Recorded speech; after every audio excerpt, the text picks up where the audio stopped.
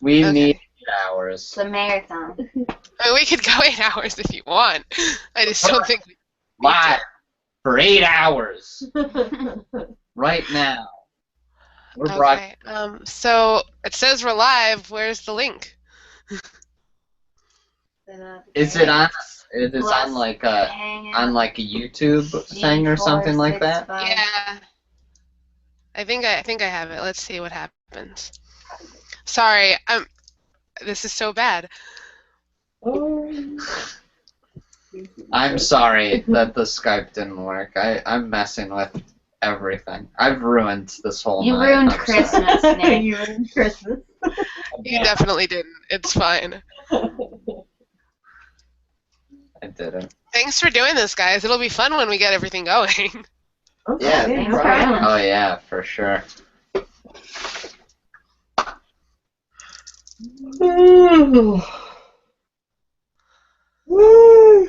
That's all yawn. Yawns are contagious. Did you know that? I did. You I could. don't have to yawn yet, though. If you saw us yawn enough, you would yawn. If we keep talking about it, I might do it, actually. There you go. I hear a baby in a bag. No, that's my foot on the bag. She's over there. Oh, you were talking about the cat, right? Yeah, no, yeah. not a real. A real baby. I don't know what happens at your house. We have a real baby here. We have a underground babysitting service. And you stick them in bags. Yeah, we just put them in bags with their name on it. Throw some gummy bears in there. They're good. Come here. If I were small enough, I'd like to sit in the bag. You made him? Oh, you thinker. Valentine's running away. She's shy. Okay. Alright. Alright, I think that's the link, right? Yeah, it worked. So. It worked? Alright, Yeah. awesome. We did So it. we're on. We have one viewer. Yay! Awesome. Hey there, our one true fan. That's good. Cool. We'll talk to him. We'll talk to that person. Yes. Well, I do have a chat room set up. If you guys, I don't know if you can use a computer like in addition to the one that you're broadcasting from. But if you want to see the chat room, I do have a chat room for the radio show. Oh, can you see the chat room? Yeah, and I can monitor it. That's no problem. I just, in case you guys wanted to see it too. All right, Stephanie, you can do that. I can. You got this one. Yeah. We know nothing. There are 4 of us here, and none of us know how to do it. No. Not a one. Oh, there are 5 of us 5 here. of us. Yeah. I'm sorry. Don't One of forget us doesn't know Valentine. how to do hardly anything. Yeah. Yeah. You know, she's been on my channel before. When I interviewed Joe Walker, she was part of that interview. Yeah. She gets around. Were you in an interview? It's beautiful. It's beautiful. Oh, the view count's going up. Yay. All right, all there, right. there you go. 2. We got 2 people now. All right. Is it Where 2 do you guys- people? 7. 7 people. Hey, where do That's you pretty see great. that? Where do you guys see that? Look at this. Oh, that's it. I don't know if you guys can see it. I can see it at the bottom of the window of us. It's on of our Google thing or on a YouTube. Yes, the window that has us talking on it has a thing down at the bottom that's telling me how many viewers we have. Oh, we can't see that at all. Oh, We can maybe because it's mine. we can just see you. Okay. That's all right. So, Alex Rogers from England was the first viewer, by the way, guys, if you want to know that. Yes, The Roger. one true fan. Our Number one one. true fan. You are our one true fan. Number one. All right. All right, cool. All right. Ready, So, ready? Here we go. All right. Cool. Okay, so let's talk about Quicksand Jack, which is awesome, by the way. I finally did read my comics, and Oh, Yay. thank you a very lot. much. Jen, you're not in the frame there. oh, okay. There you go. There Okay, cool. Well, I guess first we'll introduce ourselves and say what we do. Okay. Okay. I'm Nick Lang. I'm one of the writers. I'm Matt Lang. I'm the other writer. I'm Teia. I do the coloring and pretty much the web stuff, which is funny. And I'm Jen Lang, pencil inker. Yep. Mhm. And that's So everybody. the There you party. go. And then Val. And Valentine is Valentine. She's she's the CEO. the boss. Yeah. She tells us when she wants to eat, when she's got to go to the bathroom. If the page is okay, she sits on it. Uh-huh. And if it's not a good page, she ignores it. Uh-huh. So we're doing the comic. So, well, how did the idea come about? I know that in the back of issue 1, it says that this was from like high school for you guys. So, how did you come up with the idea for Quicksand Jack? Yeah, it was like high school or middle school, sometime around then.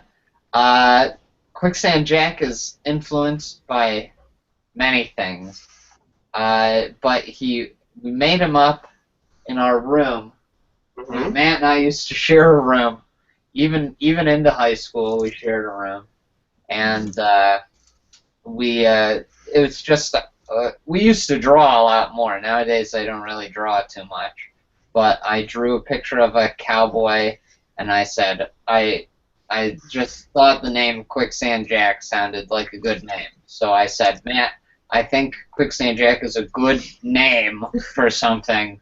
Let's make up something called Quicksand Jack. And then we tried for 13 years. Yeah. And then we got it. But it sort of influenced, what would you say are the influences for Quicksand Jack? Oh, geez. I mean, at the time, I think it was anime. Probably Cowboy Bebop. That might have something to do with why he's a cowboy. I think that cowboys were just on our minds when you drew that picture, and then I'd say the final finished product is much more influenced by like Good, Bad, and the Ugly, and Tales from the Crypt, and Evil Dead, and The Shining, and it's sort of a mashup of all fun, goofy horror stuff we like, and cowboy stuff, and a little bit of anime thrown in there too. And the movie Kill Bill, I'd say, was an influence for me.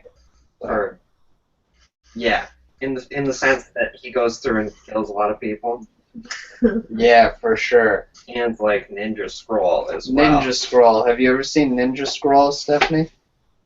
I have not. Oh, that's good. It's an anime movie. It's classic. It's one of the essentials. Yeah. It was the first movie I was introduced to when I met the brothers. It was, hi, I'm Nick, I'm Matt. Have you seen Ninja Scroll? So it's a good one. Yeah. There's lots of blood in that one. Mhm. I'll look into it. Good. So, it's the title is Quicksand Jack, but it's really, is it more about the female character Mud or Maud, or We could call her Mud because Mud is a good name for a character. Maud is like a really lame name for a character. But Mud, yeah, it's basically when you're doing sort of this type of story with this Western, usually in like a Western, like in really less Good and Bad and the Ugly, more like A Fistful of Dollars, which is the first movie in the Man with No Name series. There will be a mysterious cowboy figure that'll come in, and you need a character to follow to like experience that character. So the person that the audience is supposed to identify with, and that's the when you're like really thinking about it, you go, that is the real protagonist. So you go, Mud is the one that sort of goes on a bigger journey than Quicksand. Quicksand is more of just like a figure that comes in and is this sort of mysterious force. But Mud is really the character that you're following. Yes. So you could say she's the main character. I think they're both main characters. Do you have voices in mind for what they sound like? Because I had voices in my head when I was reading it. Mm-hmm. Yes. Yes, we always do voices when we're writing stuff. With Quicksand Jack, I think we forgot all the voices we used to. Usually, it's every issue when we write it, we remake up the voices. I know that for the first issue, the Graves, he just talks like Beetlejuice. We just did a Beetlejuice voice when we were writing for him. Yeah, and you saw the Trail to Oregon, right? Yes, of course I did. Yeah. You know how the bad guy in that show, who's played by Joy Richter, he basically talks like Beetlejuice?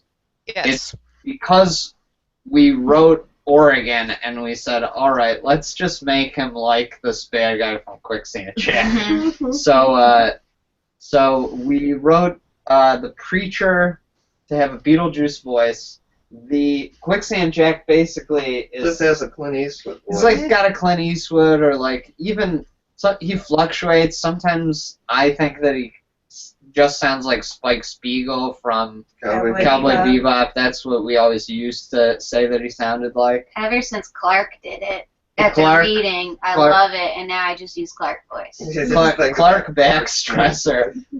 Clark Backstresser from Talkfine, who wrote the music for Annie, we did a small reading of Quicksand Jack this summer. He read for Quicksand Jack, and he was great.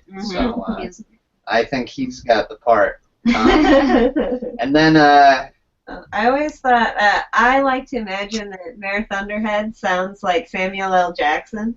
But that's just me and Jen's That's just thing. my thing. Yeah, we have so. nothing to do with the writing. But Yeah, when so we I get it, we like to use his voice. Yeah. I think he kind of sounds like I'm from Virginia, that sort of thing. Maybe. I don't know. Oh, he sounds like. And then there's a bad guy in the third issue coming out that he has an Irish accent, so because he's an Irish fellow, so you'll see him. Mm-hmm. Yes. How far along are you in the third issue? We're done. We're just tweaking words right now. Yeah, it's just getting its final tweaks and the text put on and all that jazz. Yeah, we've got to finalize the issue, and then also in terms of, because we're doing this Kickstarter right now, and so people will be sent the issue once it's done. The people that have, bought Digital file. Yeah, have donated They'll and get their have digital gotten file. their Yeah. prize. They'll get the digital file sometime in November. I'd say. And then the physical copies, though, we can't actually pay for them until we get the money from Kickstarter. It takes So like 2 weeks. that it takes several weeks, up to a month. For Twisted, it took us a month to actually get the money from Kickstarter. Yeah. So that could be sometime in December or Yeah, something. so- Those will go Because out. we'll order those, and then they'll take 2 or 3 weeks probably to get them from the manufacturer. Kablam. Yeah. Well, there you go. It could even take until. I don't know. We're sure January. December. December. Hopefully for Yeah. for the holiday season. we can Okay. get 'em out. Yeah, we'll try our best. Do you guys have the whole story mapped out already? Do you have more issues in mind, or is it just the 7? Well, it's a 7-issue arc. We know pretty much exactly what happens in all of them. We have ideas for for other stories about Yeah. Quicksand Jack, but It's kind of nothing a happened. self-contained It's story and adventure. By the end of the 7 issues, the story's done. We would have an idea of how to make a sequel or a prequel or something. sequel and a prequel. So, there's ideas floating around, but, But right now, it's just the 7. Yeah, it's taken several years to even get these 3 out. No. So No. It's like it took it's taken It- 2 well- years Taken for a 2 lot of years. planning and then doing the yeah, issues. it's also and we're working on this thing when we're not doing our other jobs. jobs, yeah. So so it takes a while. yeah, So we released just a little over a year ago, and then issue 1. issue 1. So we almost There you did go. three issues in a year. Almost. Oh, well.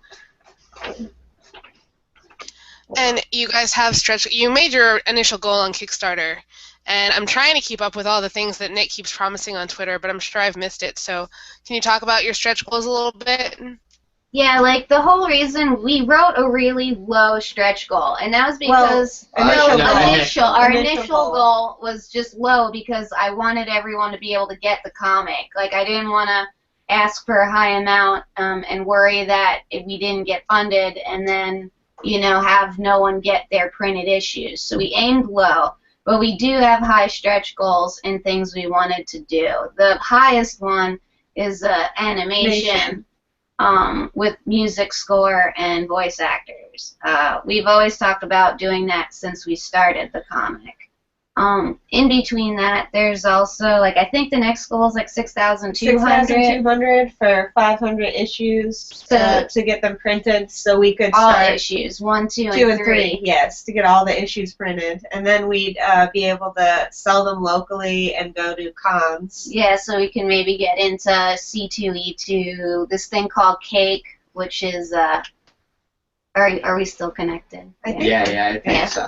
Cake, which is an indie comic con in Chicago. You're so- Stuff like that.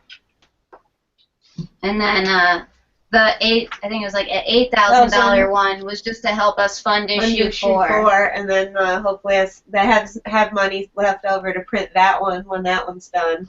And then 12,500 is to do the motion comic, and that's of course so we could pay all the artists and everyone we'd want to work in it. Yeah,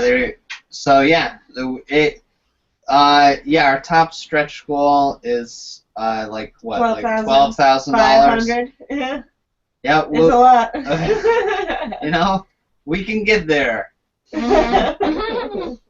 12 days. if we try. Yeah. We got 12 days. Yeah, that. Oh, no problem. No problem. Get $1,000 a day. Oh, sure. You got it. But what? 9 days. A little 9 bit more. 9 days? 9 days. We only got 9 days. Well, All we right. already got some money, so. Okay, no problem. We can do it. Yeah, in terms of what are the things that we've promised, in addition to what people have said, in addition to the things people would be paying for, I said that if we got to $5,000, then I would release a download link to a spec script for My Little Pony that Matt and I wrote. A baby. She caught my dreadlock. So if people want to read that, it was a script that Matt and I wrote for an episode several years ago. It's not like they asked us to or anything. We don't know those people. We just wrote one and tried to have our agent send it to them, and they said, "We don't want this." And so we've got that. It's the episode is completely out of date because in the continuity of the show, certain things have happened that have completely changed everything. So it's like a time capsule, It means nothing now. But if people want to read it, donate to the Quicksand Jack. campaign, and then I said if we also got to $6,000, We're gonna Then- make Matt get a Twitter. apparently Matt's gonna get a Oh wait, Twitter. no, is that a different one? Did you set a different goal there? I said a different thing. I said if we get to $6,000, I think I said our first stretch Yeah, goal. first but, Stretch goal. I said that I would release a episode, like a season synopsis for season 2 of Little White Lie. What I think happens. Eric Congale has already released his synopsis of what he thinks happens in season 2, but I disagree with him. So I would release mine. That's all I've said. That's it. Yeah, That's and all then- I've said so far. Because the first one, the My Little Pony one, also stipulated that the Equality for the Win campaign had to get to $85,000, and it did that no problem. But Quicksand Jack has yet to get to 5,000. So as soon as we get there, you can expect that link. I'll tweet it out. Mhm. Do you guys have like an overall synopsis of Quicksand Jack that you could share? Like what will happen, roughly? Obviously, not giving away spoilers or anything. Well, I mean, without giving away spoilers. You kind of gotta wait for. Well, I guess, I mean, he's gonna meet a couple more town folk and kill them. Yeah. Fight. Get Yeah. some fights, meet Well- some zombies. Yeah. Well, the whole thing is about Quicksand and Mud facing off against the secret society in the town called the Seven Deadly Syndicate that have some nefarious motives. The town mine, there's something zany going on with this mine, and the Seven Deadly Syndicate have something to do with it. So Quicksand and Mud are trying to figure out what is the deal with this mine, stop whatever evil forces are at work. They have to find the rest of the Seven Deadly Syndicate members, and if you notice, there's 7 issues, so they fight a member in every issue.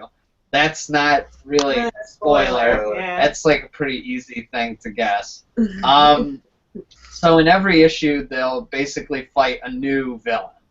And you'll figure out who are the members, you'll figure out what they want, what they have to do with the mine, what the mine is. Also, Quicksand Jack has started to display his mysterious powers, so Mud is sort of also trying to figure out who is this guy that she has invited into her life. What is he? And basically, it's a story about Quicksand Jack's. He has a story of redemption. Mud sort of has this coming of age story that she's going through. It's sort of like those two have a tumultuous relationship to where initially they may not seem like they care about each other or like each other very much. Quicksand certainly is more of a loner, and but throughout the story, the two of their relationship is going to develop, and you'll find out what is Quicksand Jack, and you'll see there will be a fight scene in every issue. Except in issue 3, there isn't an actual fight, but there is a confrontation. Mhm. So there's that. It's an exciting conference. It's exciting. So yeah, and Jen said that there will be zombies eventually. There are zombies, demons, killers, fun, Yeah, crazy zombies, stuff. kind of like voodoo zombies, though, right?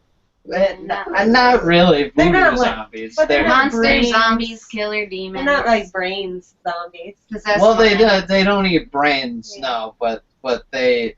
Let's just say they're- monsters. Their dead bodies come Mhm. back. So there we go. Like voodoo zombies. Well, I like to think. Did you guys videotape the reading that happened over the summer? We did. So maybe we'll release that at some point. If we hit certain Stretch goal. Yeah, maybe we'll tie it to some stretch Maybe we'll goals. tie it to some Oh stretch yeah, goals. maybe. Yeah. I think we were sort of. We weren't really going to release that because it's like reading. Both issues. It's reading both issues. So if we released that, there Then wouldn't we'll be be in any reason for people to buy the comic. So. Well, I wouldn't be able to see the pictures, right? Well, Yeah, I wouldn't know how to release it, because I don't know where I'd put it. Like, would we put? I guess Quicksand Jack has a YouTube channel now. I guess we could put it up on there. But I just feel uncomfortable releasing a product that I go, how do I make this work? Who would want to watch this? So I would prefer if there was any sort of time where the comic was read or dramatized in some way, it would be the motion comic that we are trying to raise the money to make. So hopefully that will happen. And if you are able to make that, is it going to be available on a YouTube channel, or is it going to be available to purchase as a download? I don't know. I guess I've been so busy working on this other stuff that I haven't even thought about what that. We Well, were we were- thinking of doing more of like a link maybe in the beginning that anyone who donated to it, if we hit that goal, anyone who donated would get the link and get to to watch those- it for free. to those issues. Yeah. That's And then, hopefully, ideally, we could also make, like, clips on YouTube and then maybe some sort of, like, for sale downloads for the whole episodes. yeah, but So, you could watch a little bit of it. Yeah, so we'd put some of it on YouTube. Try to sell it. All right. It's Yeah. not 100%. Okay. We're fleshing it out. Yeah. All right. We're gonna sell it. You gotta pay for it. And the $12,000 stretch goal, is that going to be able to get one issue animated? Is that the first 3? Is that all 7? It would be all 3. So I think just the first 3, right? yes, just yes, the that would first be the I think first that's 3. what it says on the Yeah. Kickstarter thing. So we'd get those. Those are the 3 that exist right now. Yeah, so we'd get And those put into. We'd make those. It's a lot of work to animate them, so it's so- gonna take time, and we just gotta make sure that the animator's compensated. Yeah, we have to compensate the animator, and it's a big job, so it would. It's a huge job. It's a huge job. And you have So to think that you're not just being able to put all that money into the animation. You have to fulfill every single one of the stretch goals. Yeah. So yeah, even that amount of money, when you think about having to score it, having to voice it, having all the time. Basically it's not even going to pay the animator. It would be going to pay all the voice actors you would need. It would be going to pay Nick Gage, who we would probably ask to score the whole thing. So it would be going towards the cost of all that. money disappears really quickly once you start making products or getting artists involved. It just Yeah, it's just gone. Those animator saps aren't getting paid because they're us. Yeah. Yeah. The animators, Yeah, like the we're out of luck. But we would need the money to pay, like Clark Backstresser, who for sure is Quicksand. the voice of Quicksand Jack. So, Obviously. obviously. Do you have other people in mind? Like you just said, Clark is Quicksand Jack, but do you have other actors in mind for the other parts? Well, I like when Nick and Nat do the voices because they always read me the story and they always do the voices. So I get rather attached to the characters the way they're presented to me to begin with. So I like them like that. People don't want us to do the voice. They're actually Yeah. quite good, but they want other voice actors. But you'd be surprised at their range. And the manager in me wants to go the cheapest way possible. we'll probably get some big name stars, like Robert De Niro has expressed interest. Yeah, Samuel L. Samuel L. Jackson. Jackson. we've had some meetings, and these people are excited about it. They just need $100. They just need $100. $100. Yeah.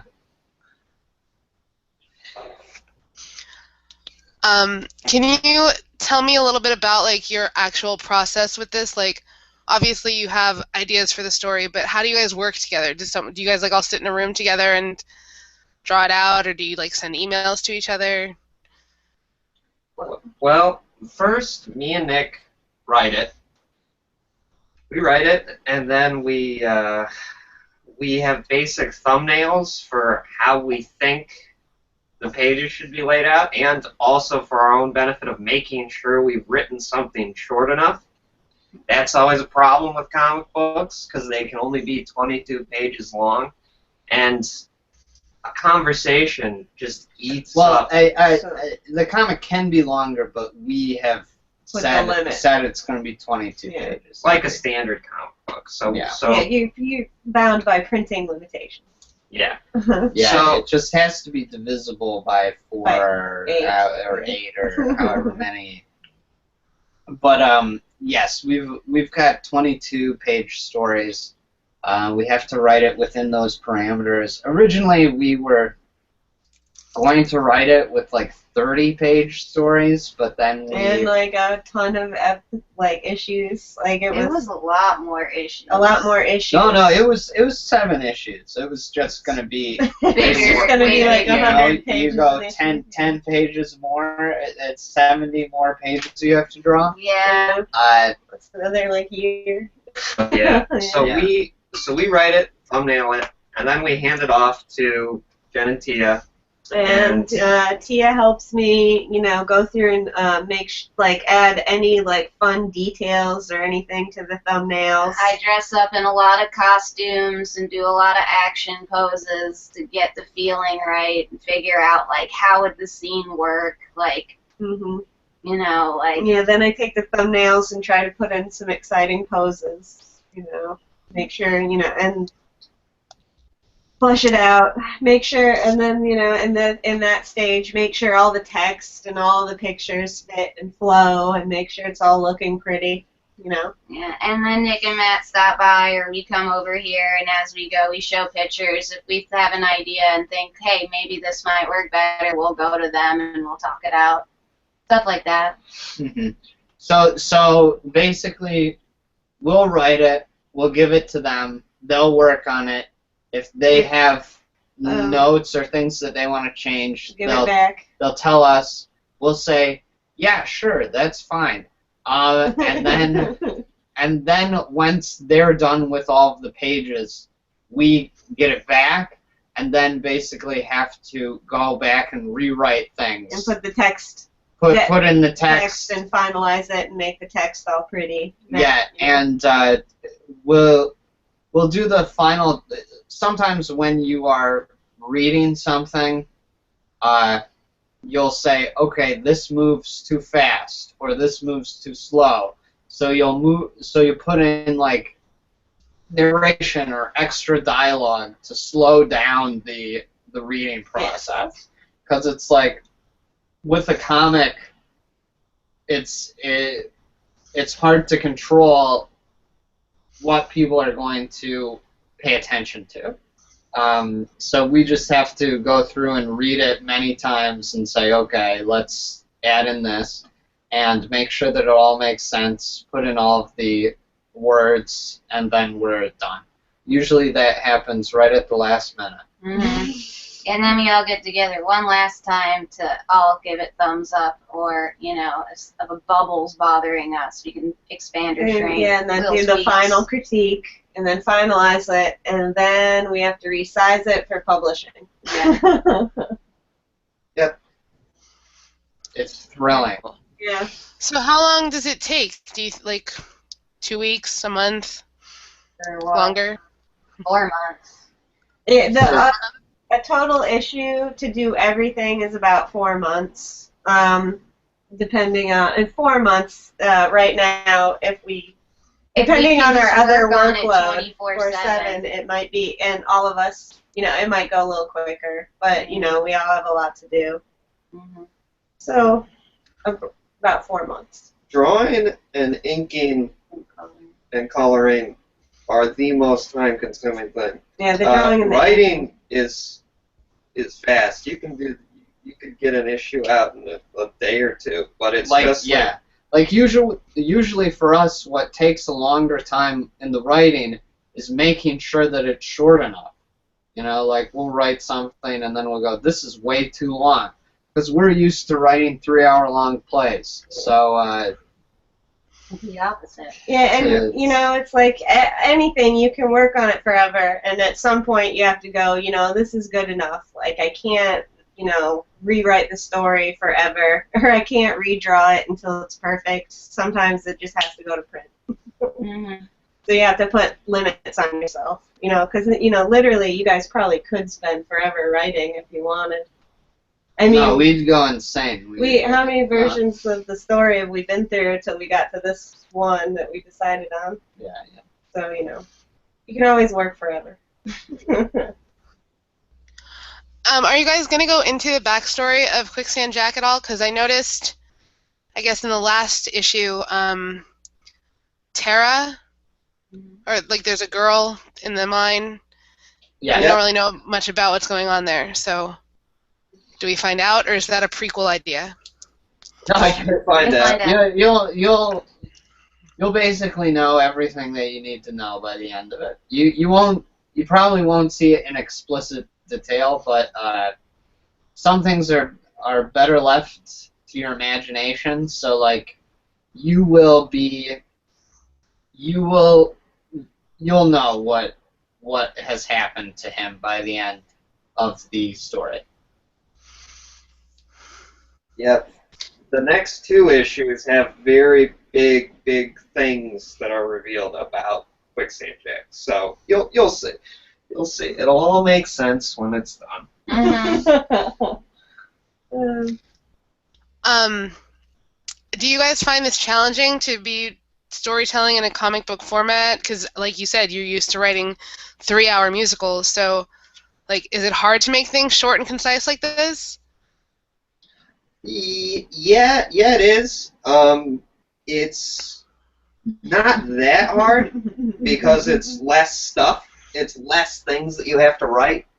But it's hard because you have to streamline the story so much. You can't have a million things going on. You say, okay, this comic can be 2 scenes long. There can be a scene to set everything up and a scene where it all plays out. And that's challenging. To give you an example, when we do like a Harry Potter show, when we did one of our Harry Potter shows, on average, one scene would be 10 pages, writing it out. And when you're writing a Quicksand Jack issue, if it is written out the same exact way that a Harry Potter scene is written out, it's like 2 or 3 pages? I think it's 2 pages. As opposed to one scene from Harry Potter that is 10 pages. So. Yeah.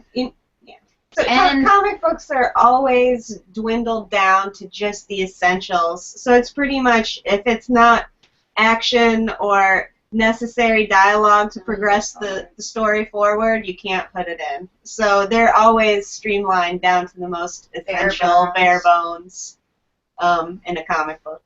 And I think that the most difficult thing, though, is to do a joke in a comic book, because, we, just Matt and I, we write a bad habit of putting in jokes, and it's like we go, this line should be a joke. We need to stick a joke in there, and it's hard because so much of jokes are about the delivery. And with a comic, you go, are people going to get that this is a joke, or are they going to read it right? Are they going to read it in the right order? It doesn't make sense without a particular inflection. So it's just different. It's just a different medium. Different medium. It's not that hard.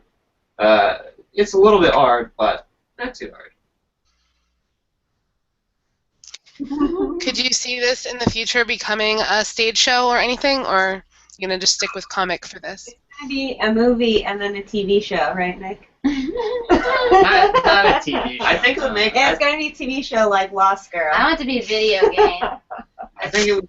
I think it would make a great movie. I think it would make a horrible play. Mhm. It would make a great TV show.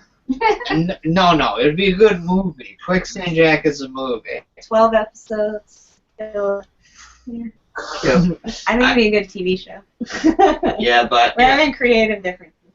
on stage, I just. You can't You can't do all the fun violence and the like special effects. yeah. Quicksand Jack has an element of like campy violence. Like in the first issue, a dude gets cut in half, hot dog style, not hamburger, and he then keeps talking. So you can't do that on stage. In a movie, if you did it like a fun, campy, gory sort of horror action western movie, I think it would be a great movie. But it would never ever work as a play. Also, I don't think Quicksand Jack could sing a song. I think they'd be incredibly jarring. Yeah. That would be strange.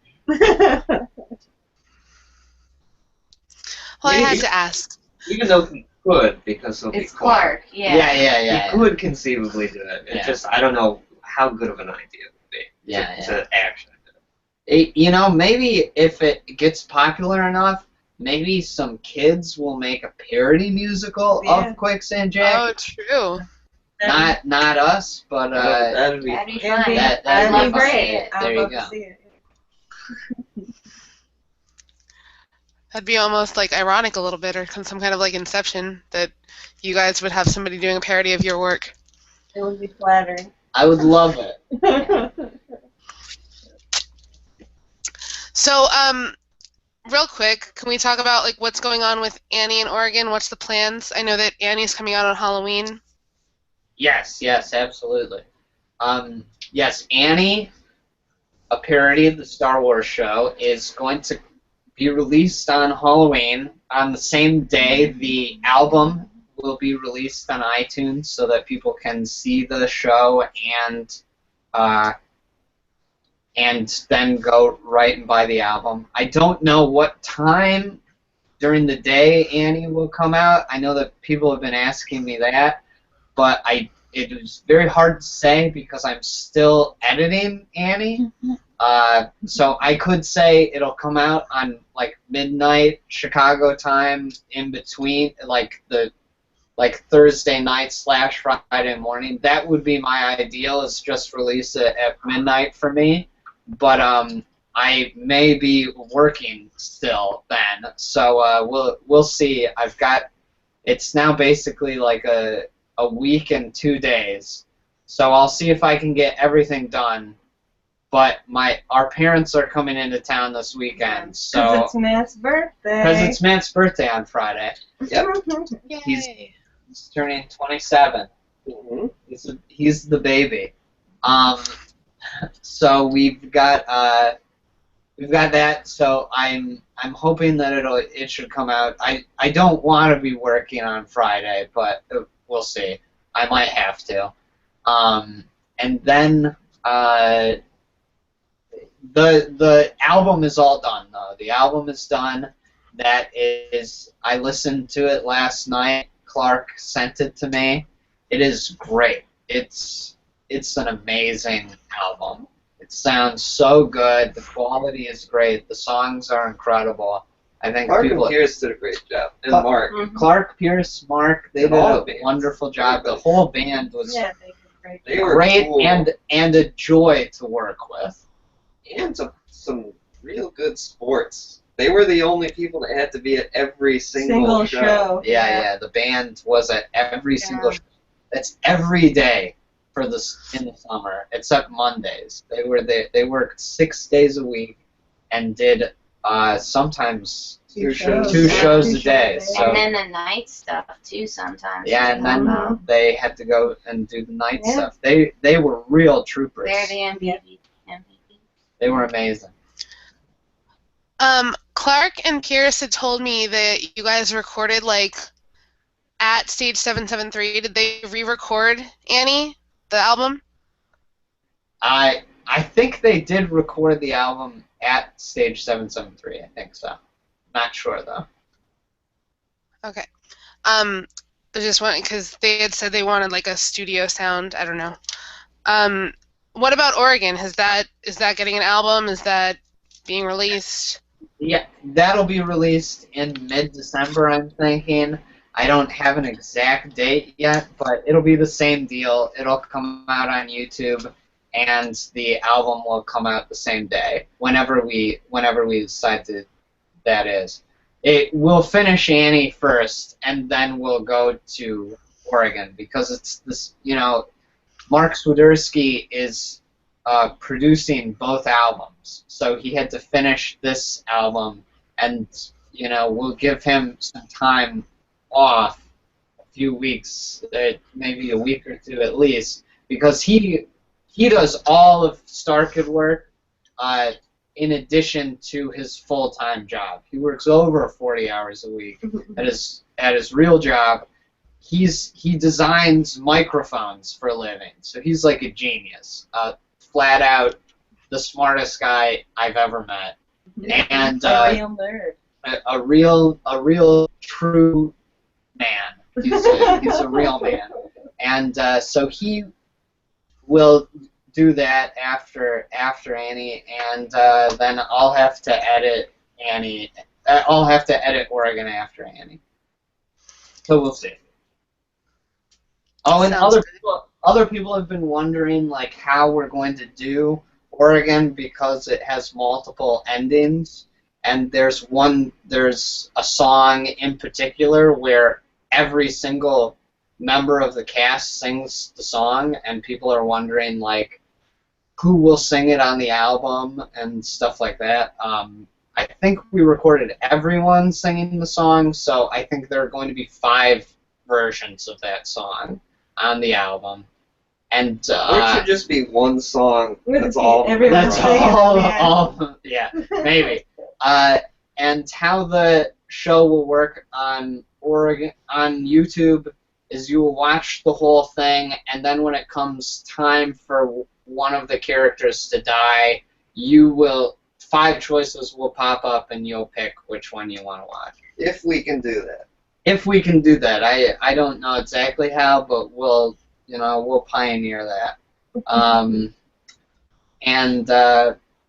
Yeah, I'm thinking.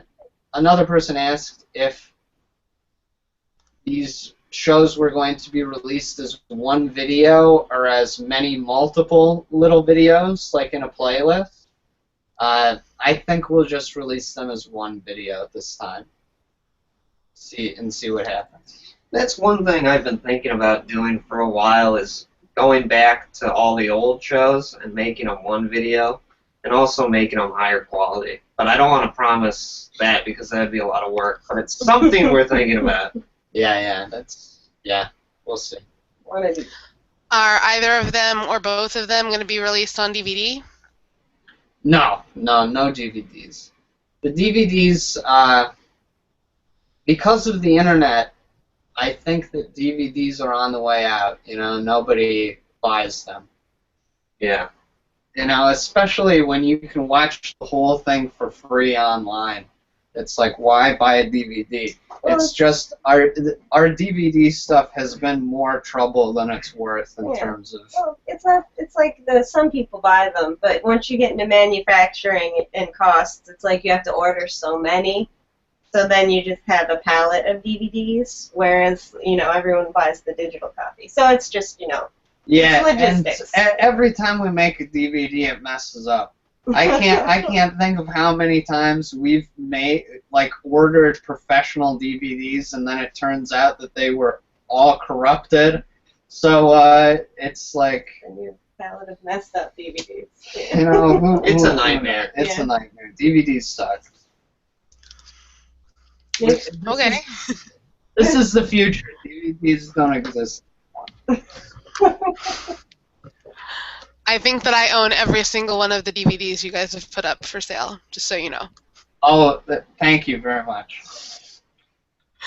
What can you do? Make your So own. what are... Yeah, that's true. Actually, I know somebody who could probably burn me a DVD. Yeah. Yeah, it's like burning DVDs and CDs is almost old and passe even. Like, Yeah, they're.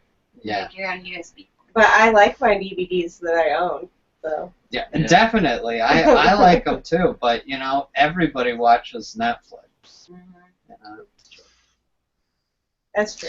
How would it be possible for you guys to get stuff streaming on like Netflix, like your plays?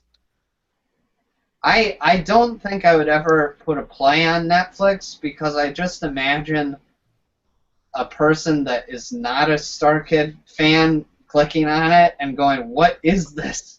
I think that's happened to me several times. When I was a kid, I remember going to video stores and like renting something, like A Midsummer Night's Dream or Macbeth or something like that, and putting it on, and it was a filmed stage show, a play, and I was furious. I said, "What is this? I don't want to watch a play. I want to see a movie." So I just imagine being very embarrassed of a play being on Netflix, but if we ever make a movie, I'd love to put that on Netflix. Yeah. Is that in the horizon for StarKid doing a movie? Hey, We've thought about it. we're thinking about it, so. We got an idea, so we'll see if it pans out. Have you ever made a movie, Stephanie? No, We definitely not. we made a web series, Little White Lie, Yeah. and it was miserable. Yeah, I'm trying to push them into making another web series, but it's not going so well so far. But I'm working on it. Making a movie is one of the hardest things you could ever endeavor to do in your life. It's so much harder than making a play, because a play, you can use your imagination. You like literally don't need props, and you don't need to film in a location. If you tried to make a movie where like they didn't have a spoon if they were eating a cereal, like in a play you can go nom nom nom, and people go, yeah, he's eating something. But if you made a movie where they were trying to pull that, it wouldn't work. So it's very hard. It's very hard to do. Yeah, but Actually, I was on set for Craig the Genie last year. For like, we were supposed to film one scene, and it was like 10 hours for like a 5-minute scene. So yeah, I can imagine that it's probably very difficult. It's miserable. Yeah. So we'll see. We've thought about it. So we'll see if it actually happens. Well, you know, are people like writing in the chat room? Just to ask them like if they'd like StarKid to do like a 5-minute an episode. A webisode. No, we don't. 5 minutes. No, if we're gonna make anything, A nice short we'll make 5-minute webisode. If we're gonna film We're breaking them anything, in. we'll make a movie. Yeah, we do long form. We don't do short form. They gotta learn to do both. Got it. Do you have plans for your next big StarKid thing yet? Yeah, but we're not sure. We got plans, but who knows? A lot of stuff can change between now and then, and we've got certain plans. We think we're pretty sure what's going to happen, so we'll see. Yeah, we're pretty sure there'll be another thing next summer, so we'll see. I think we've officially bumped up to 2 shows at the same time. So we have to, because we found out we could do it. So I think that now we have a responsibility to do it, to continue doing it.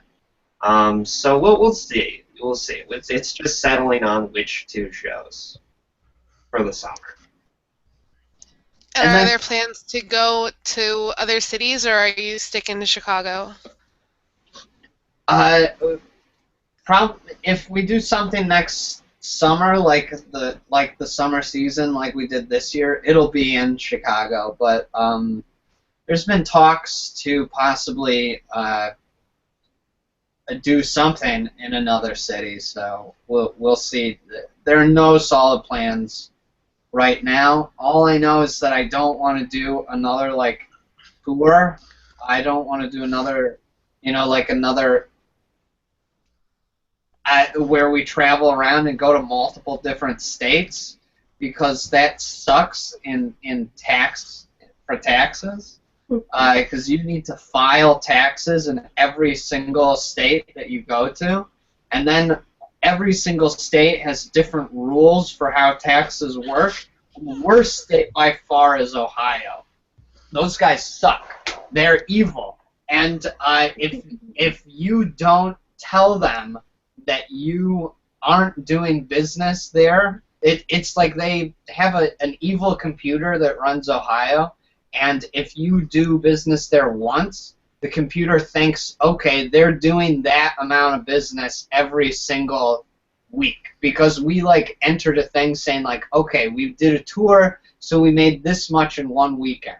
And then Ohio said, the computer said, they did this one weekend, they must do it every weekend. And so then they sent me a letter saying, you owe us this many $1,000 in taxes. It was like $28,000. It was, yeah, Ohio owes us $28,000 right now because they overcharged us for taxes. And they won't give it back. They can take as long as they want giving our money back, but when we don't give it to them, money that we don't even owe them, they were just threatening us.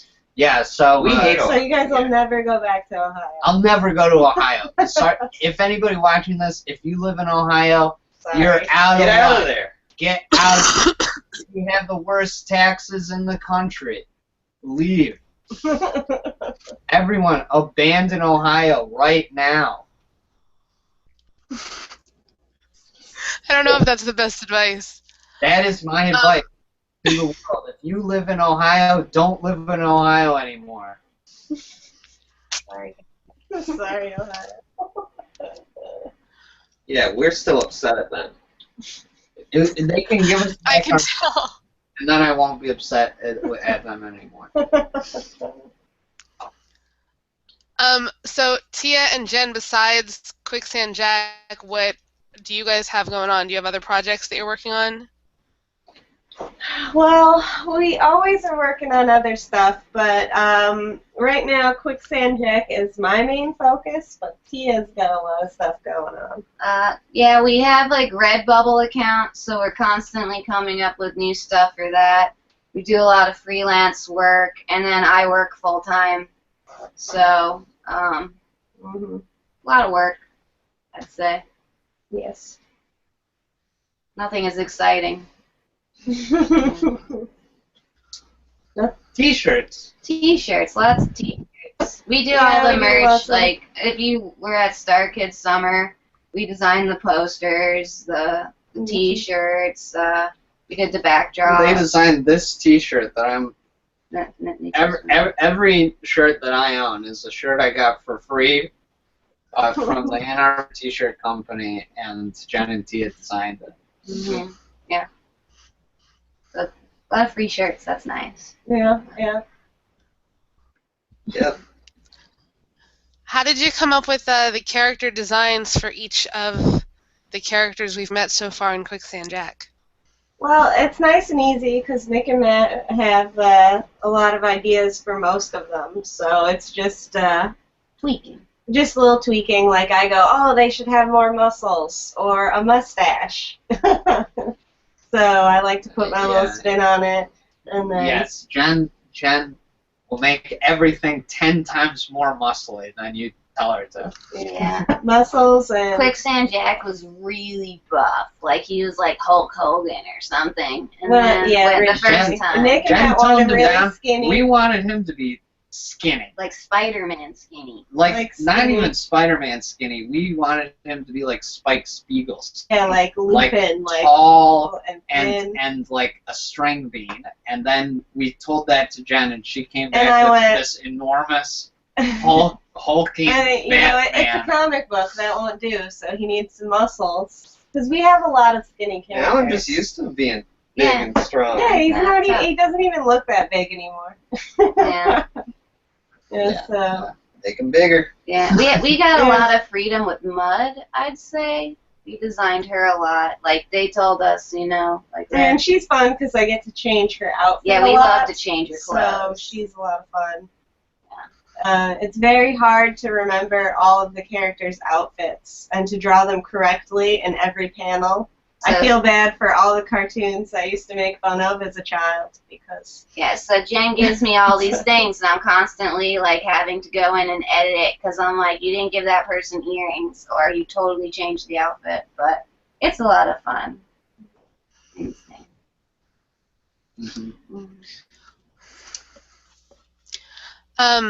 So the last villain's name was Toro, right? Yeah, Toro Lombardo. Are there more I don't know how to word this correctly. Are there meanings to the other names like coming up as well? Like obviously Toro is bull, and he was a bull. Yeah, he turns into a bull creature. When we name a character, we will usually try and come up with. When you're naming characters, it's hard, and you try to get a naming scheme going. Like all the Harry Potter names sound like they're from the same world, because they all sound like doodly poop or something like that, you know? Dumbledore and they have a certain element of whimsy. So with ours, we've got all of the character names kind of have something to do with their theme. Like Preacher Graves, he's trying to bury her, and he's burying a guy in the beginning, so we named him a grave. Toro Lombardo is he becomes a bull character. Quicksand Jack is he's got some quicksand powers. We've already seen in issue 2. He can go in. Mud is just a funny name because you go like, your name is Mud, or your name will be Mud and stuff. Also, all of the good guys kind of have Quicksand Mud-ish themed names, if you'll notice. Even Terra, who is like Earth. Is Earth. So they basically all have some sort of dirt type name. And then, but like Mud Sunday is her last name because she's sort of a religious character. There's Mayor Thunderhead, and Thunderhead is a what is Thunderhead? It's like a river. It's like a big loud thing. I just like to imagine he's loud like thunder, and he's got a big head, and his first name is Moses because he's sort of like this leader type character. So yeah, they all have vague meanings. They're all kind of, the name scheme is a little heavy-handed and a little campy, I'd say. Yeah. Toro being the most heavy-handed. Okay, Chantel asked, for the backers who got their award to be characters in Book 4, what will be the process for that? Oh, alright. I'll email them. I'm going to have them send some photos of them, maybe a frontal and a profile, and then just a picture of them that kind of shows their personality. And then we will turn them into a ghoul or like a town folk, or maybe part of an unruly gang. Like, we'll get them in there, and they'll be happy. Yeah, but there'll be, at the end of the Kickstarter, there'll be a survey that's sent around where you can specify your package and all of your rewards, and we'll, get all the info then. Mm-hmm. Mm-hmm. How do you plan to fund the next 4 issues? With my job.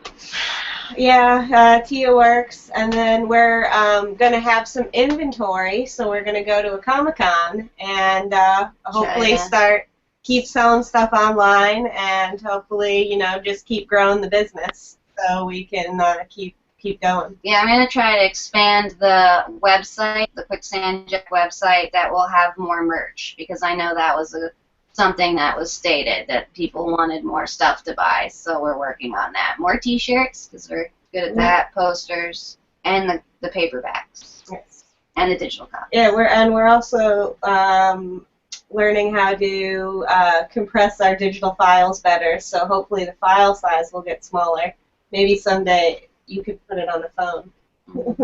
Apparently, you can put these on phones. Yeah, I'm sure you can, but they're large, so we're working on taking up less memory. So that's stuff we got in the works. Cool.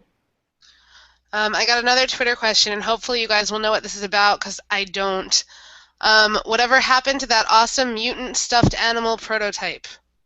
Oh, that's another side project me and Jen are doing. Once issue 3's all done, and we're waiting for issue 4, we're going to bang out some more of those. We'll probably be selling them on Etsy. Yeah, so those are coming. They're in the works. What are they?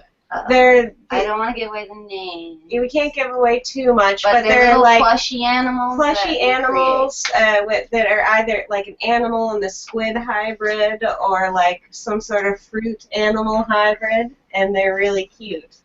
I will tweet Alright. a picture of it on my Twitter, and I just have Nick retweet it, I guess. Okay. Sounds good. Well, speaking of stuffed animals, Nick, I believe that I saw once upon a time that StarKid was going to have stuffed animals. What happened to those? Oh, they made prototypes, and they look good. We made some prototypes, but it's just hard. It's just anyone out there who wants them, just try for a day to get a stuffed animal produced, and you'll go, this sucks. I hate doing this. So it's the same for us. It's very hard, and we've got other stuff to do. Yeah, So, getting them produced and then the logistics of selling it, and it's like, well, do we sell it, or does Ann Arbor Tea sell it? And then it's like just getting into a whole different like product inventory and having to store them, and it's a factory. You have to Yeah. have a factory make them. We gave up as soon as we got to the second step, which was find a factory to manufacture these things.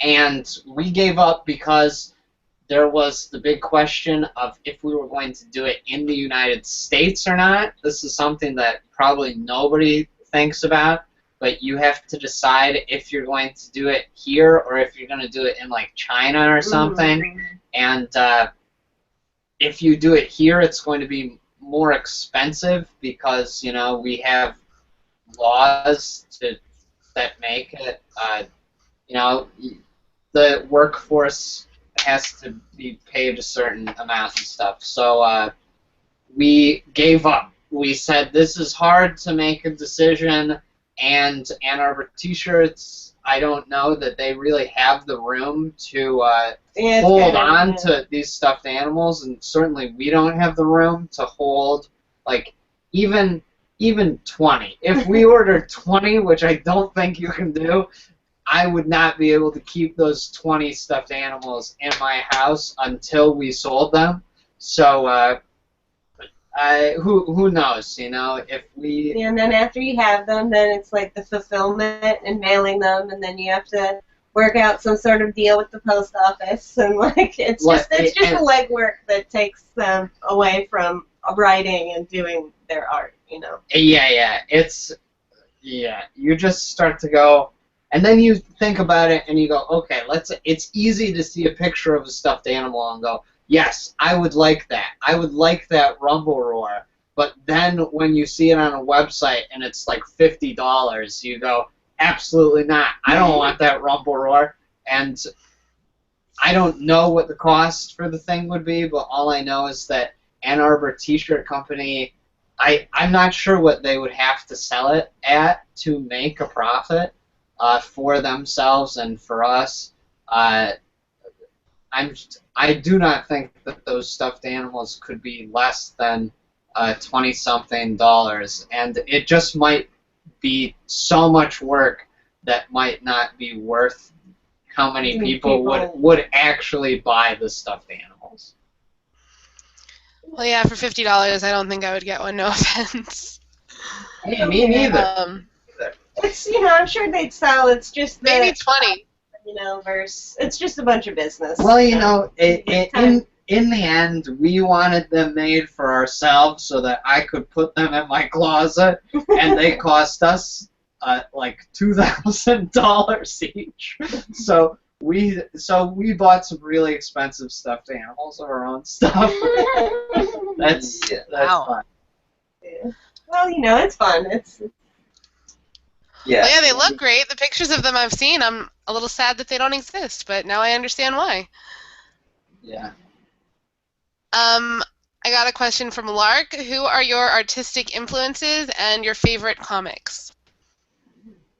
Well, favorite comics, of course, like Batman. I specifically like Frank Miller Batman, but I also like Mike Mignola. Am I stealing all your things? Simon Bisley. Oh, yeah. I love Tank Girl. She's awesome. Of course, Ninja Turtles. Great. Lobo.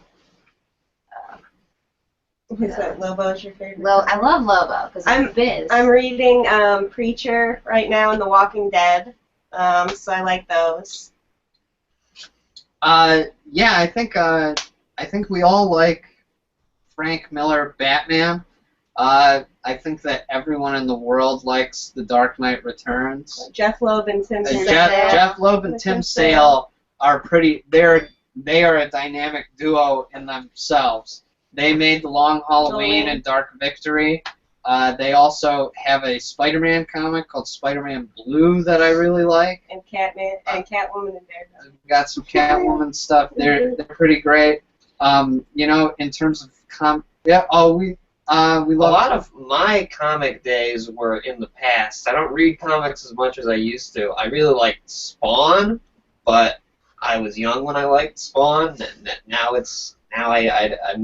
I still like it when I go back and look at it. It's got great artwork. It's got great artwork. Greg Capullo, who now is doing Batman, but he did Spawn for a while. He did the Creech. We were into the comics when we were younger, like X-Men, Batman, Superman, all the big ones. When Jim Lee was doing the X-Men, that's like 90s stuff. The last comic that I was into was another Jim Lee comic. It was Batman and Robin, the Boy Wonder. And that was Jim Lee and Frank Miller. Yeah, they canceled. On it, and then they canceled it. All-Star Batman and Robin, the Boy Wonder, which is a famous comic failure. That's a famous flop. I thought it was great. I don't know why. We all loved it. And we thought it was really funny. I thought it was the best Batman had been in years. Yeah. Why it got canceled is that Batman was famously mean to children, and just pretty insane. Which and it is the story. It's just a slightly edgier perspective. It's because he did things like make Robin eat rats and stuff, and he is insane in the comic. But that's cool. I think it's funny. You'd have to be insane to be a caped crusader. Yeah, to be that. Which is kind of the crux and the killer joke and the whole debate. Or you are really nice, like how he is in some comics. Sometimes Batman's just a nice guy. Yeah, but I think that basically answers it. Mm-hmm. Okay, I do have a question from Julia about Valentine. She wants to know where she went and how did you guys get her? I bought her from a pet store. We were all there. Yeah, where did we have to drive to? Like Juliet. We had to drive out of the city and go pick her out specifically. Yep, I for months was just looking at pet websites and looking at the dogs and cats longingly. And then I decided that I wanted a Persian because they have the best temperament. They're the nicest cats. And I just saw that a pet store had a Persian, and I went and I immediately bought her. There was Valentine and Valentine's brother. I wanted him so bad, but he was too expensive for my blood. Yeah. Valentine. We already have a cat too. Yeah, Valentine had a brother when we met her, and he was more like a Valentine is a Persian cat, but she doesn't look incredibly Persian because her nose isn't in between her eyes. Valentine just looks like a really cute regular cat. If Valentine was in like a cat show or something, she probably wouldn't do as well because Persians, they're more pure Persian when their nose is up higher. Yeah. And that's what Valentine's brother looked like. And he had the Google eyes and Yeah, his everything. eyes are so googly. He's great, but poor brother, she bit him in the butt really hard, and he yelps. And So, She's she a was sweetie. feisty, and Matt said, that's the cat for me. yeah, She's a stinker. and it was like negative 15 degrees, and we got a flat tire. And on we the got a way flat home. tire Yeah, coming yeah. home. Dude. Yeah. The first day we had Valentine. She's bad luck. And yet she's the mascot for the Quicksand Jack comics. Of course. Yep. There you go. Full family project. Miriam wants to know who your favorite superheroes are. Well, other than Batman, what do you, Nick, go. I like Spider-Man. I like Wolverine. Yeah, basically we all, when we were kids, the only superheroes we cared about were X-Men, Batman, Superman, Spider-Man. Did I say Superman? And we liked Spawn. Yeah. And then I also used to collect Ren and Stimpy comics. Yeah. It's But weird. they're not superheroes. It's weird how the Avengers have made such a comeback because when we were kids, the Avengers were lame. I Yeah, like Lobo, but not the new 52 Lobo. I am not a fan at all. I liked old Lobo on the Harley. New 52 Lobo. And he's skinny. You don't like him we skinny. also liked the Ninja Turtles. Yeah. That when we were kids, those were big for us as well. Yeah, I'm trying to collect the City at War series, mini-series, It's hard. but it's very large. But it's a great But series. yeah, when we were kids, nobody liked the Avengers. It wasn't just us. It was nobody did. Nobody cared what Iron Man did or what Captain America did or anything like that. We only cared about X-Men, Superman, Batman, Spider-Man. And Wolverine. But Wolverine But he's is an X-Men, X-Man. yeah. He Um, was so cool. He needs I had a saving. Wolverine subscription. But then all of those comics were ending at the same time. yeah. And that's when Spawn came in and said, I'm the new comic and I'm badass. It was about a hero from hell. And that was cool. To a kid, that's probably the coolest thing you could say. He's from hell? He's yeah. got skulls on his outfit? Yeah. Yeah. So I think it's weird nowadays when the big ones are like all of the Avenger characters and the Guardians of the Galaxy. I did not know who they were when I was a kid. No. Yeah. I would, if somebody would have come back in time and told me they're in this one year there's going to be a Spider-Man movie and a Guardians of the Galaxy movie, and the Guardians of the Galaxy movie is 10 times more popular than the Spider-Man one, I wouldn't have believed it. I would have said you're a liar. Yeah. I didn't know the Guardians of the Galaxy were different than the Guardians of the Planet. Yeah, or there are DC Guardians that are the leaders of the Green Lantern Corps. Hey, but Walking Dead is really cool. Yeah, Walking Dead's a comic. If anybody hasn't checked out that show, it's really good. Like, because, it's one of the rare cases when the show to the comic, the show's really good. Well, I mean, the comic's good too, but I don't want to say the show's better, but It's I don't want to say it, but it might be true. Well, there you go. But we know a guy that is on the Flash. So there you go. Carlos Valdez on the TV show The Flash. That's pretty cool. Sashi in Japan, I think I said her name right. She wants to know what your plans for Halloween are this year and what your favorite Halloween memory is. Well, what's everybody gonna be? Well, to go with The Walking Dead, since I can't stop talking about them, I want to be a character from The Walking Dead. So You're gonna be Carl. No, we I changed changed it. it. She's going I'm to gonna be be the the governor, governor. and I'm going to be Michonne. Okay, Mm-hmm. that's cool. Nick, aren't you gonna be Nick's gonna be Rick Jim Grimes. Henson? Yeah, No, go with us. I have a bunch of different people that are fighting for what they want me to be on Halloween. Basically, Jen and Teia want me to be a character from The Walking Dead. Matt wants me to be Daenerys Targaryen from Game of Thrones.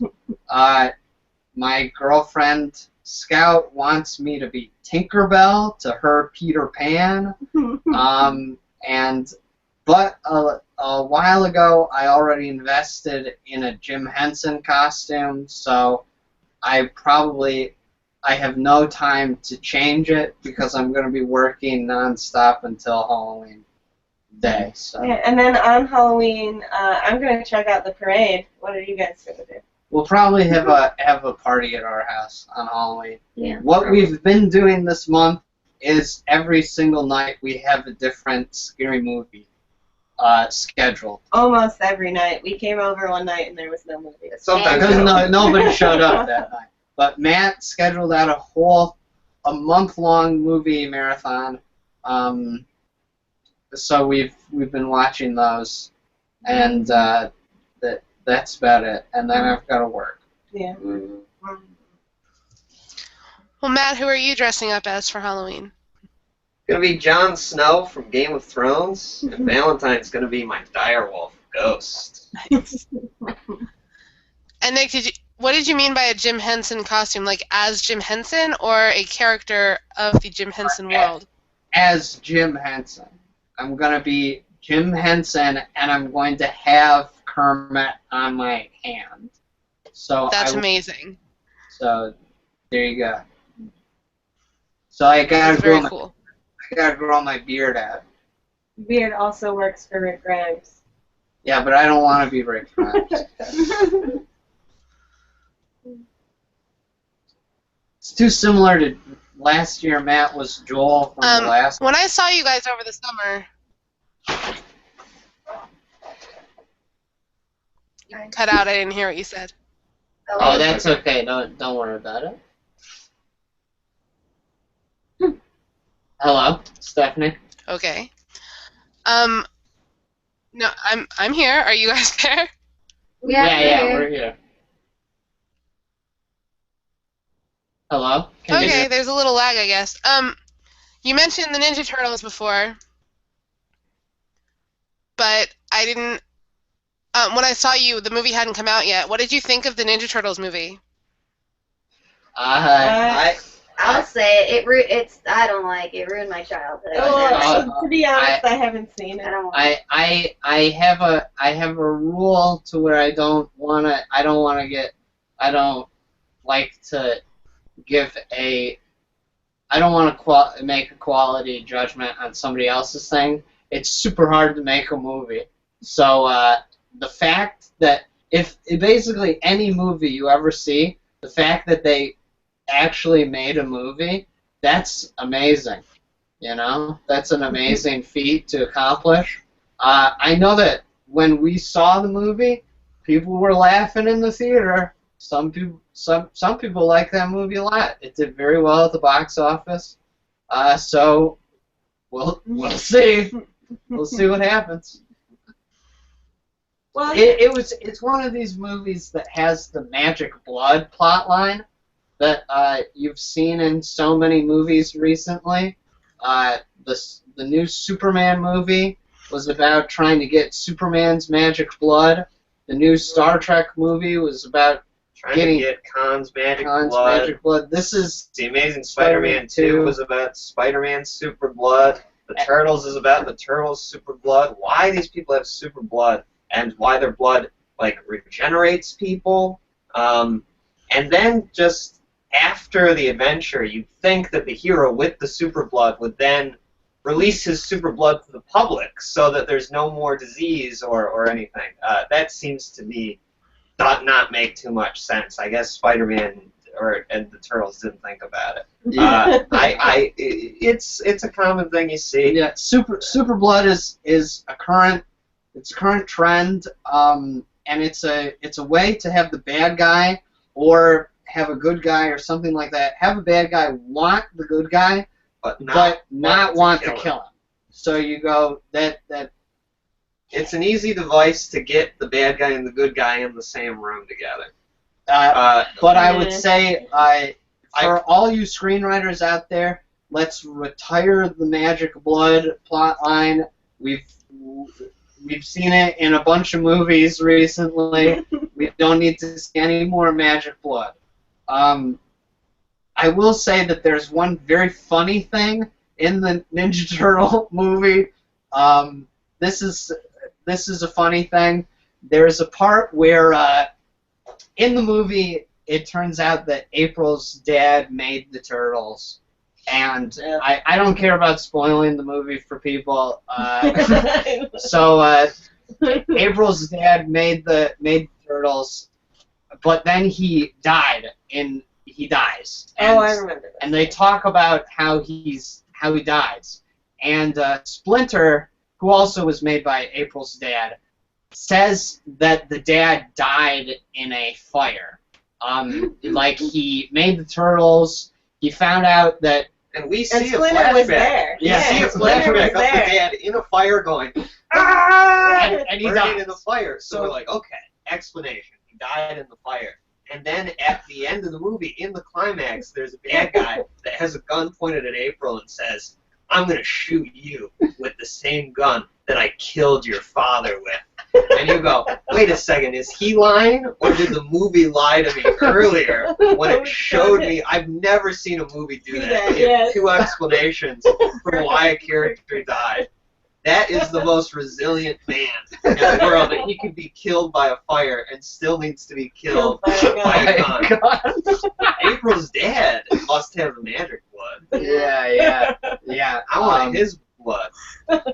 Yeah. It's also weird that the Turtles need to get magic blood. They need to take their magic blood and give it to Splinter to heal him. But doesn't Splinter have the magic blood too? And am I to believe that the Turtles are invincible because their magic blood heals them? I don't know. I don't know. But I know this. The first Ninja Turtle movie I thought was really elegant and really well done. And it had real martial artists. So I and less CG. Yeah, well, yeah. No, it had no CG. CG. This That's was what I before like. I CG. think I just don't like CG. Yeah. So it's like, why redo perfection? Yeah. It's kind of like a personal taste opinion is that I prefer the animatronics to the CG because I like looking at a real thing. Like, there already is a current Ninja Turtles TV show that is CG animated, and it's a pretty good show. And so I don't see why, if you're going to make a live-action movie, you would have the Turtles just be slightly different-looking cartoons. We're bad mouthing a movie. Okay. we could critique the movie all Yeah. We shouldn't. Because a lot of people like that movie. It's they're doing. It doesn't matter what we think. We're old idiots. Yeah. We're idiots, and we went to go see the movie. So there you go. And That's when all the that really first matters. Turtles movie came out that we liked, everybody said this is garbage. So kids that like this movie, probably older people will say that's garbage, and the kids will grow up with this movie and go, those people are stupid for thinking that this movie is garbage. And here's the classic part when Michelangelo farts in the other turtles' faces. Here's the classic, Splinter's magic blood, classic part. Moving on. So that was fun. Yeah. All right, I do have a question from Miriam Mendez. She wants to know what it takes to be a StarKid, And if you're ordering pizza tonight, Magic blood. Magic blood. Yep. You have to have magic blood to be a StarKid. No pizza tonight. No, I think the official, to be a StarKid, you have to have kissed Darren Criss at least once. I That's a joke. It was a joke, but I know. The magic blood one was funny. Like to be a StarKid. Like the word StarKid has become synonymous with several things. It's like the StarKid, people that like StarKid are called StarKids. Also, people that are in StarKid are called StarKids. If you're talking about being in StarKid, I think that's what she means. You had to have gone to school with us and or known somebody we know, so that we have the opportunity to work on a project with you. It also pretty easy. Helps if you're around our age. Yeah. Like I get people giving me resumes and stuff at the shows, and I do definitely appreciate that. And I look at them and I read their resumes, and if they give me a CD or something with them singing on it, I will listen to that. But I will keep it in my brain if there ever comes the thing where we're going, if we ever said let's make something with younger people, then I would call on those people. But to work with our group of people, the people are vulgar. Like, I would be embarrassed to have a child in the rehearsal room. Or an with us. outsider. An outsider. So, it helps if you know us already. And pizza isn't tonight, it's 2 nights from now. I'm going to get a pizza. So there's probably not going to be open casting for anything? Oh, maybe someday, right, Nick? Anything's possible. Is that your big birthday plan, pizza? Yep. Pizza for birthday. Sure is. Yeah, I think in terms of casting, we have a precedent to where we have to work with the people that we already do work with.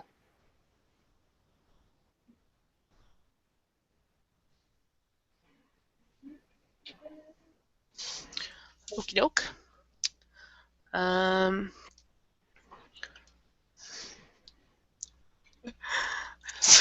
Sorry, I got a question that I'm definitely not going to read to you. Oh, that's what we want. No, trust me, it's fine.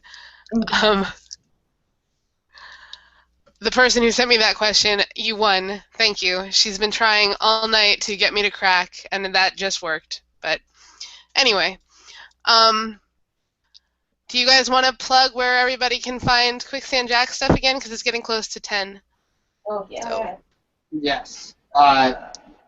You can go to quicksandjackcomic.com. That is where you can even buy the first 2 issues on that website. There's also a link to our Kickstarter, or you can just go to Kickstarter and look up Quicksand Jack. It'll pop right up. If you happen to follow me on Twitter, it is now my description of who I am is the link to the Kickstarter for Quicksand Jack. If you follow Quicksand Jack on Twitter, I'm sure there's a link there that you can find. Yeah, so there you go. Mm-hmm. Yeah. Cool. Well, thanks for doing this, guys. I feel like I learned a lot. I hope that the listeners learned a lot, too. I guess viewers, because we're watching us. Thank you, Stephanie. Thank you, Nick. Thanks for doing this. Thanks for sticking with all the StarKid stuff throughout the years, because we've known you for many years now. Thank you for always helping us out. Of course. Actually, I learned through Time Hop that today, like this date, is the first time I had you and Julia and Lauren and everybody on my show 4 years ago. So it's like an Wow. anniversary. Happy Wow. anniversary. It's the anniversary of the first time we spoke. So yeah, that works. It's our 4-year. Huh. Okay. Well, can't wait for everything that's coming up, and keep us posted on how you guys are doing with the Kickstarter and everything. All right. Will Okay. You got it. Thank you, Cool. Steph. Keep us Thank you guys, and Thank happy birthday, Matt. Hey, thank you. do. Thank you very Happy much. birthday. All right. Have a good night. I'm gonna go cough and go back to sleep. Yeah, better. feel better. Feel better, please. Bye. Bye. Bye.